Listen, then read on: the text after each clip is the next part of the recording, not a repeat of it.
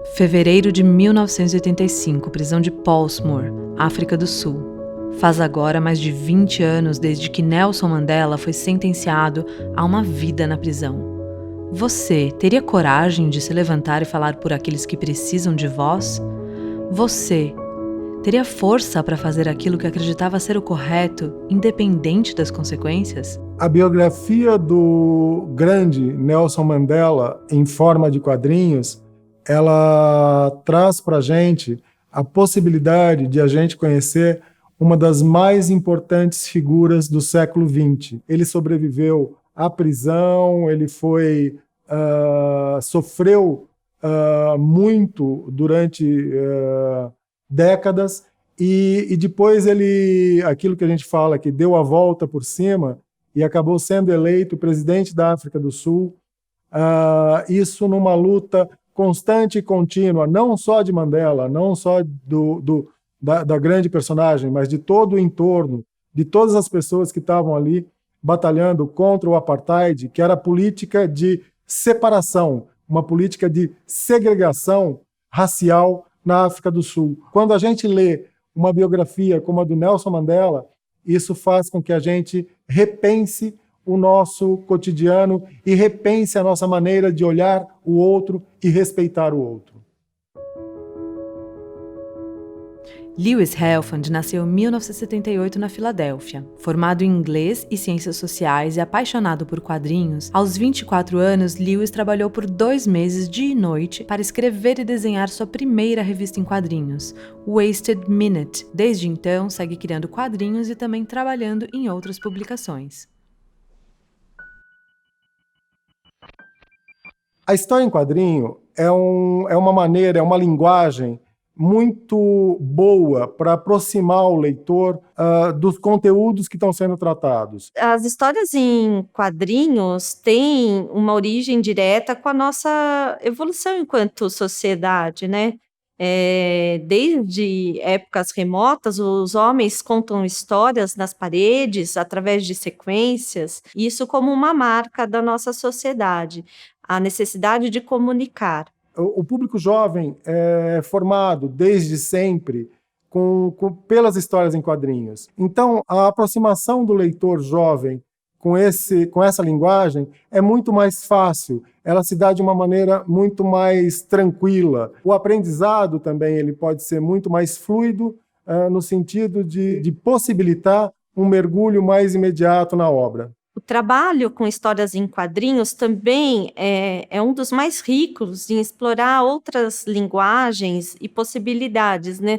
Nós temos, por meio do desenho, a exploração das artes, em que a ocupação, a distribuição nos quadros é um fator de compreensão e de entendimento desse quadrinho, ou mesmo o texto, em sua linguagem mais concisa e mais direta, e até mesmo a exploração do uso de onomatopeias, de expressões. Cada vez mais tem se usado a linguagem dos quadrinhos para a gente discutir temas relevantes como guerras, como os grandes conflitos da humanidade, eles têm sido apresentados através das HQs. E essa linguagem é rica e poderosa, e que aproxima também o jovem leitor de outras possíveis leituras, porque você pode ser cativado a partir de uma história em quadrinhos a ler livros que façam um mergulho mais específico,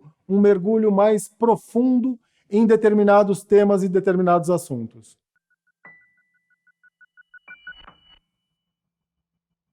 A formação de leitores não é um processo unilateral, envolve educadores e educandos. O educador tem como papel principal caminhar com o aluno nessa travessia. Quando a gente fala de formação de leitura, a gente tem perguntas a serem feitas, questionamentos que o próprio educador pode fazer para si mesmo ou trabalhar esses questionamentos com os alunos. A primeira pergunta e mais importante é por que ler? Depois, como consequência, vem outros questionamentos, como naturalizar a leitura em sala de aula, como motivar os alunos a lerem e, principalmente, como estabelecer um pensamento crítico sobre o que se está lendo. Para responder a essas perguntas, o professor também deve estar intimamente ligado aos livros e à literatura, e também relacionado a uma metodologia de ensino. E é isso que a gente pretende sugerir aqui para os educadores, metodologias para trabalho de literatura na sala de aula. Uma das propostas de exploração da obra do Nelson Mandela é promover uma roda de discussão com os alunos. Seria importante destacar o que essa personalidade teve de contribuição para a história da África do Sul, quais eram seus ideais, pelo que ela lutava, explorar se trata de uma história triste ou alegre com os alunos, faz com que a gente acione os efeitos de sentido que um texto produz ao ser lido. É importante que eles saibam que é uma história em quadrinhos, mas que traz a biografia de uma personalidade de reconhecimento mundial. Como forma de finalização dessa roda de discussão, seria importante pedir que os alunos façam o registro escrito dessa discussão. Essa atividade é rica porque vai fazer com que os alunos percebam o que marcou a personalidade do Nelson Mandela, quais foram as influências que ele recebeu, as lutas e os conflitos pelos quais ele passou.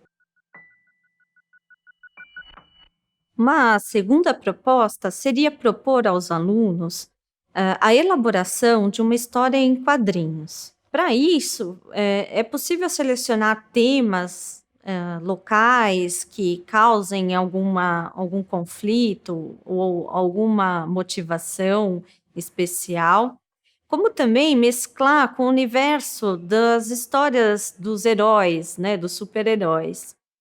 Para essa elaboração, seria interessante distribuir os papéis. Por exemplo, uma parte dos alunos ficaria responsável pela ilustração, por fazer os desenhos, ou mesmo se a turma for numerosa, é possível que alguns alunos com maior habilidade desenhem, enquanto outros façam a finalização da ilustração colorindo. Seria importante fazer um esboço antes dessa produção, determinando qual seria o argumento, então, dessa história em quadrinhos, um esboço do roteiro em que tenha qual será a situação de conflito ou a situação a ser resolvida pela história, como essa história se desenvolve. Uma previsão de quadros também seria importante. Muitas vezes essa previsão se dá pelo limite do espaço físico, se ela vai ser ilustrada em uma folha de sulfite ou se ela vai ser ilustrada em um cartaz. Você pode propor, por exemplo, que os alunos façam um quadro em cada folha de sulfite, e reserve um momento para colocar essas histórias, esses quadros distribuídos lado a lado, pode ser até no chão, para que eles percebam, ainda na fase de esboço, né, desses quadros, que eles percebam a passagem de um quadro para o outro, como se dá a harmonia da história, de uma forma geral. Uma terceira proposta seria explorar a linguagem das histórias em quadrinhos em relação à história do teatro, né, a dramaturgia. Seria importante, para fazer uma proposta de uma montagem, por exemplo, que os alunos levantem as possibilidades do que contar nessa história, num primeiro momento, de forma coletiva.